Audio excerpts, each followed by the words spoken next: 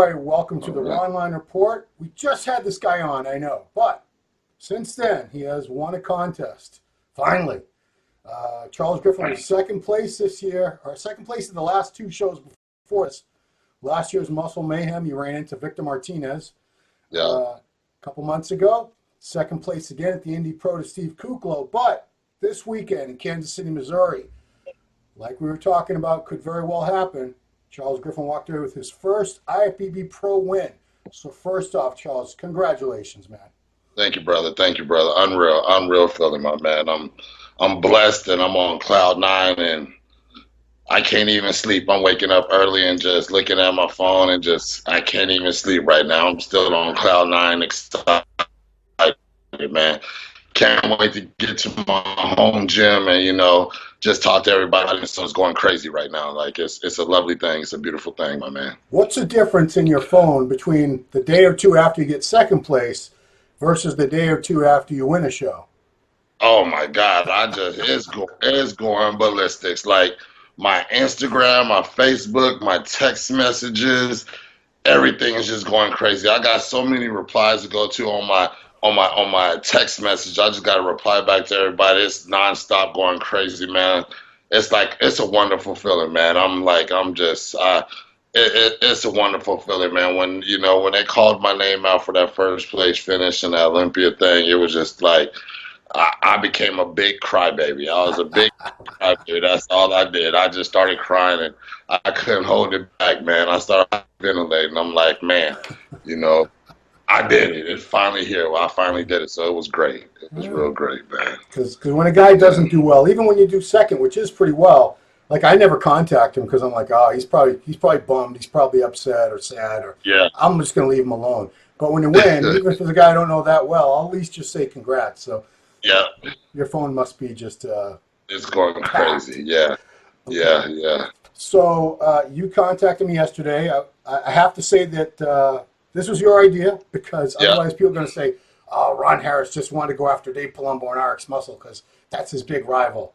No, man. There was a video that Dave put out yesterday that you watched called Charles Griffen versus Akim Williams 2018 IFBB Muscle Mayhem Pro Recap. So you watched this video, and what was going through your head watching this and listening to it? So basically, I was on my Instagram, and I got a lot of messages on my Instagram, and then one person just said, man, don't do an interview with Dave, man. Dave is talking mess, this and that. I'm like, what? Dave is talking mess? Where at? And I went to check out the video, man, and I must have missed Dave, like Palumbo at the show. He must have been at the show or something like that. I must have missed him because of the way he's. I didn't know he was there. I don't know. That's my point exactly. The way he was talking, he acts like he was in the crowd. He's going off pictures and off videos and off computer, this and that. And off the pictures and videos I see, I don't see what Dave Palumbo is saying, man. I'm all about positive vibes. I love everybody. Everybody got their own opinion. Like, I might not be this person's cup of tea and then my person's cup of tea. They might like Akeem and they might like mine. But, so Dave said that, I lost every single pose to Akeem.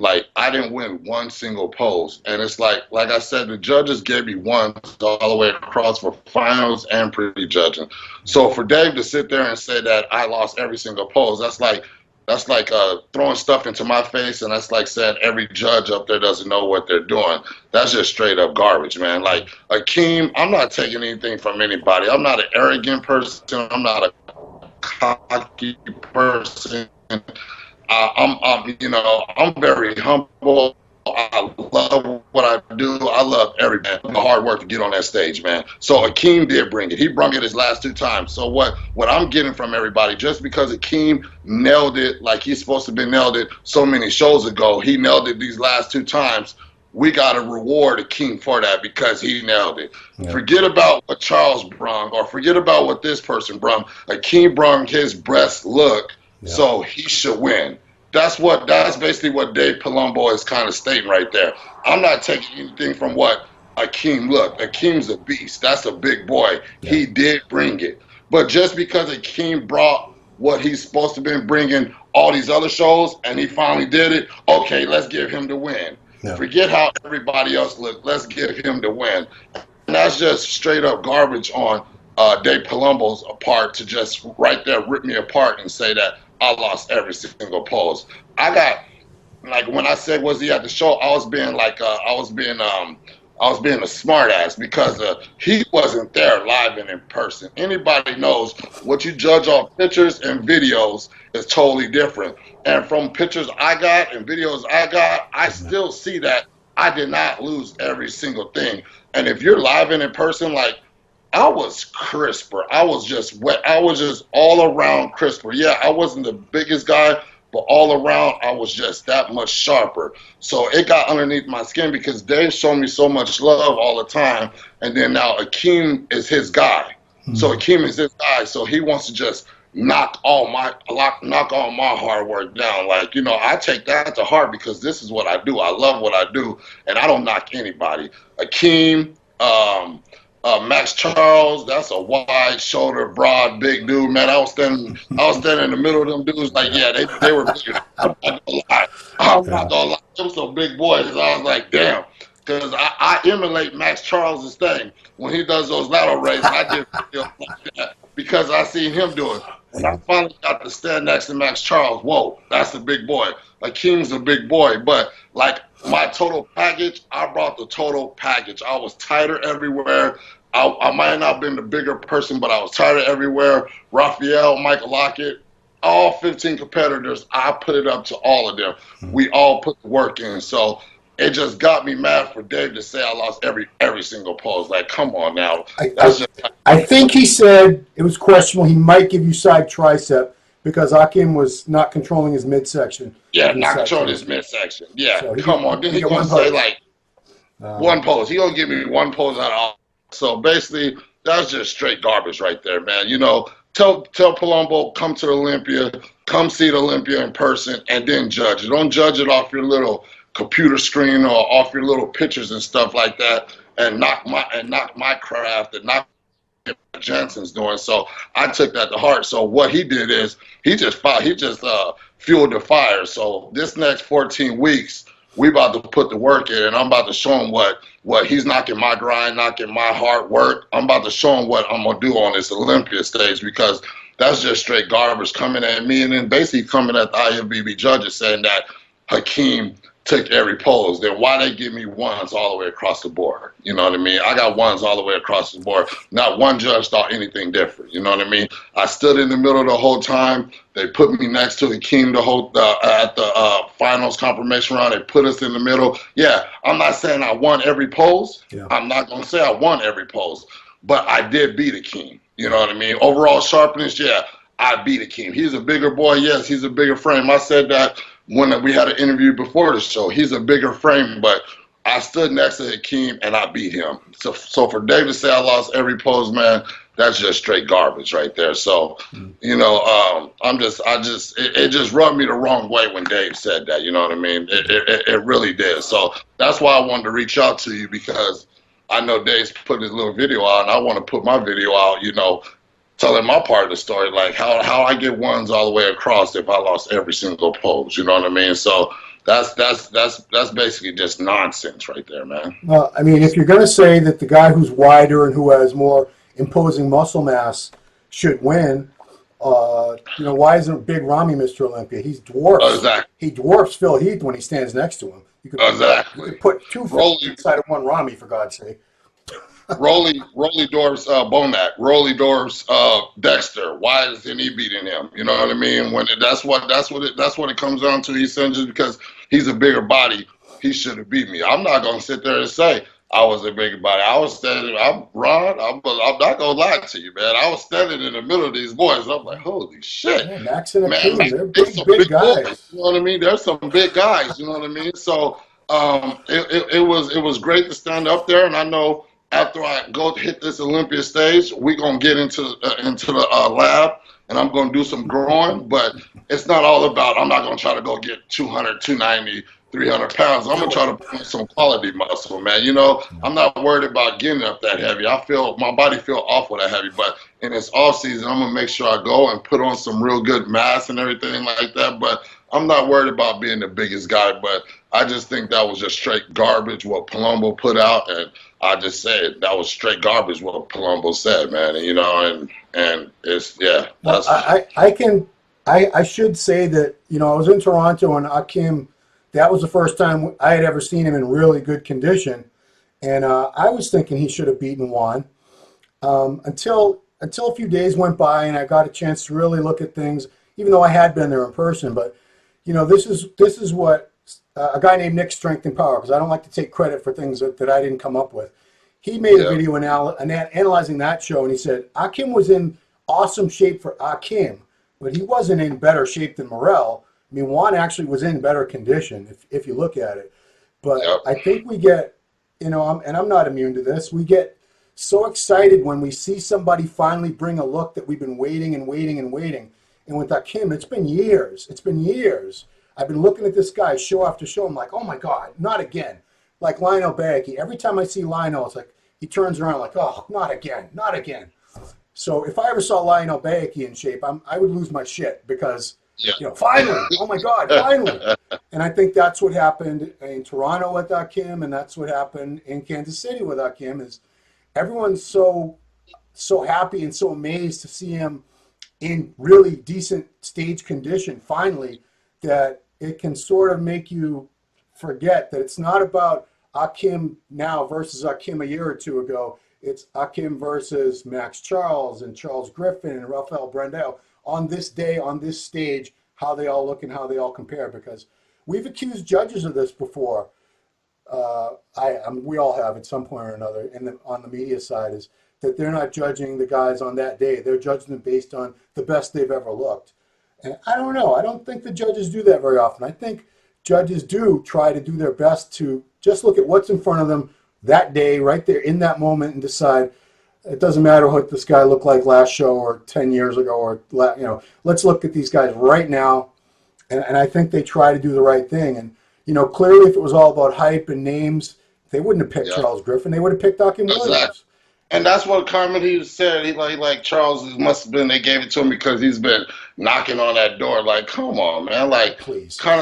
Everybody's been knocking on that door. Like, everybody's been knocking on that door. So for Dave to say that, like, come on, like, that's just like straight garbage. And my girl was over here on social media, this and that, and she's like, cause it's like, she's like, Dave has always showed you love. So for him to say this, it got underneath her skin as well. So she was searching some stuff, and they were Akeem fans. These were Akeem Williams fans. They were like, I'm a Akeem Williams fan, but if I gotta say it, Charles was just he was just sharper. He deserved to win. And these are people that are not my fans. These are people that are King fans, and they're just plain stating the obvious. Like, he was just that much more sharper than Akeem. So yeah, it was Charles. It was a deserved win. This and that, and that. And it's like, I understand I'm not going to be everybody's cup of tea. You know what I mean? And I'm not like, I know Akeem's a more popular person than me. He got a bigger following than me. He's been doing this for longer than me. So